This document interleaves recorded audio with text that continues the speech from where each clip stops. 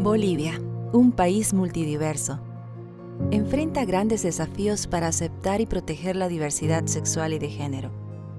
Aunque las leyes progresistas han marcado hitos, el cambio social sigue siendo un reto. El movimiento LGBTIQ+, comenzó a consolidarse a nivel global en el año 1969, marcando un hito en la lucha por la igualdad de derechos. En Bolivia, esta visibilización tomó forma cuando emergieron los primeros activistas en defensa de los derechos de la población LGBTIQ+, desafiando los estigmas y la exclusión social de la época. El movimiento LGBTIQ+ en Bolivia empieza cuando ya hay 3 organizaciones en el eje troncal: ADESPROC en La Paz, UNELDIS en Santa Cruz y Dignidad en Cochabamba, y dijimos, tenemos que empezar a visionar un movimiento nacional, independientemente no hayan todavía organizaciones en los departamentos más chiquitos. Pero la sorpresa era que sí habían habido ya organizaciones en algunos departamentos chiquitos, y tratamos de que la mayoría puedan participar de un primer congreso que se lleva a cabo en la ciudad de La Paz, organizado por nosotros en 1998. Bueno, en la época en que yo tenía mis 15 años más o menos, a 16, no había, digamos, una comunidad, ¿no? Éramos amigas que nos conocíamos y nos juntábamos por ser lesbianas, digamos, ¿no? Y en el grupo estábamos 5 lesbianas, ¿no? Y bueno, que a veces nos perseguían, pero por lo que decía la gente, o no podíamos ir por donde habían colegios de mujeres, nos era prohibido ir, ¿no? El movimiento LGBTQ+ ha tenido varias etapas, ¿no? Yo me incorporo en este movimiento hace el año 2010 más o menos, con el 7º Congreso Nacional que hubo en la ciudad de Sucre. Voy como representante de la ciudad del Alto, ¿no? En ese momento era un movimiento unido, bastante fortalecido, con organizaciones de base comunitaria y también organizaciones ONGs no gubernamentales, ¿no?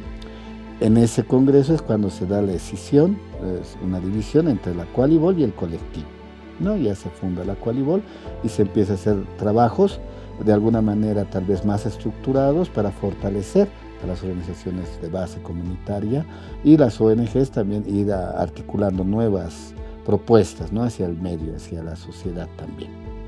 En la última década, Bolivia ha aprobado un amplio compendio normativo que incluye la protección de la población LGBTIQ+. Entre ellas, destacan la Ley 045 contra el racismo y toda forma de discriminación, la Ley 807 de identidad de género y el Código 603 de las familias y del proceso familiar, entre otras. Creo que es importante mencionar que los avances que se han tenido en la última década parten de 2 hitos importantes. El primero, la actual Constitución Política del Estado, una vez que es aprobada, introduce una cláusula de no discriminación por diferentes categorías, entre ellas la orientación sexual y la identidad de género, ¿no? Dando un mandato además al Estado en términos de prevención y sanción de cualquier acto discriminatorio por estas categorías, entre otras, por supuesto, que incluye la Constitución.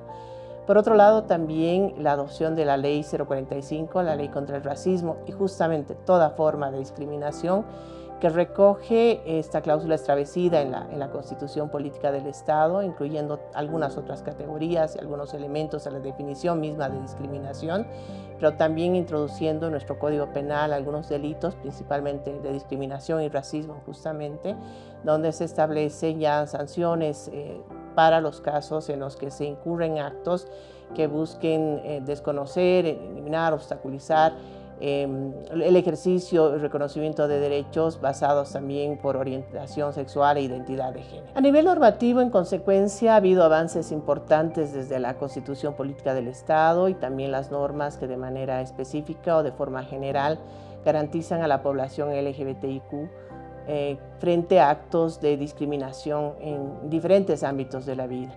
Sin embargo, Bolivia todavía tiene algunas disposiciones que son contrarias a este principio y también a los estándares internacionales de derechos humanos. Es el caso del Código de las Familias, que establece una cláusula de nulidad, por ejemplo, del matrimonio cuando este no se realiza entre un hombre y una mujer.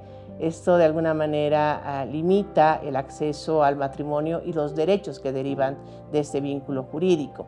Bolivia ha tenido un avance muy grande en relación sí a la unión libre, ¿no?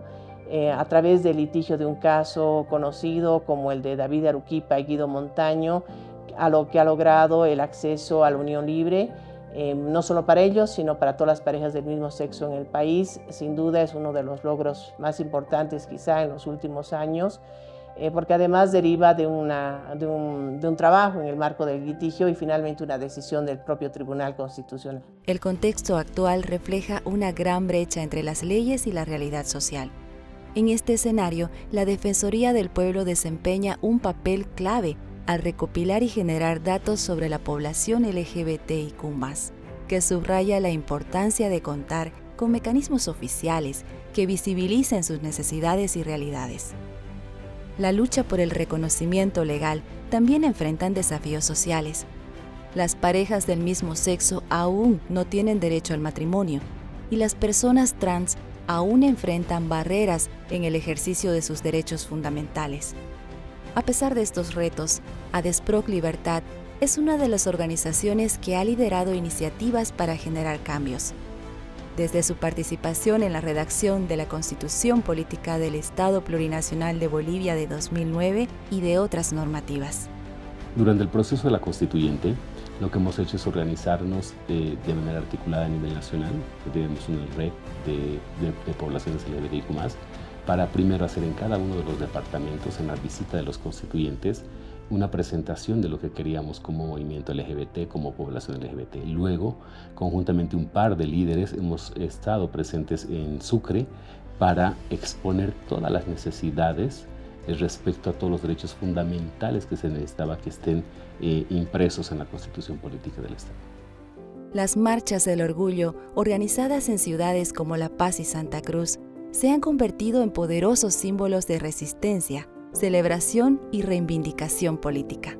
En Santa Cruz, la primera marcha tuvo lugar en el año 2000, mientras que en La Paz se llevó a cabo por primera vez en 2003, marcando hitos importantes en la visibilización de la población LGBTIQ+ en Bolivia. Estas iniciativas han inspirado a otras ciudades a sumarse, generando un movimiento que reúne a miles de personas en un acto de unidad y orgullo.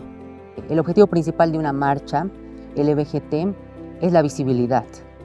Creo que hay muchas personas dentro de la población LGBT que deciden no ser visibles los 365 días al año en su vida, que tienen todo el derecho a no hacerlo, ¿no? Pero ¿por qué es importante que nos vean?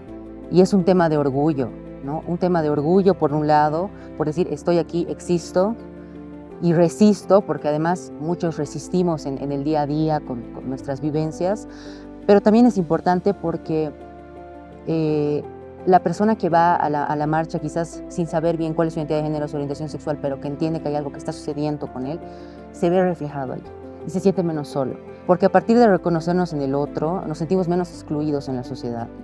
El impacto de la exclusión va más allá de lo individual. Según el informe de la Defensoría del Pueblo, las personas LGBTIQ+ enfrentan tasas más altas de desempleo, barreras al acceso de la salud, la justicia y la educación.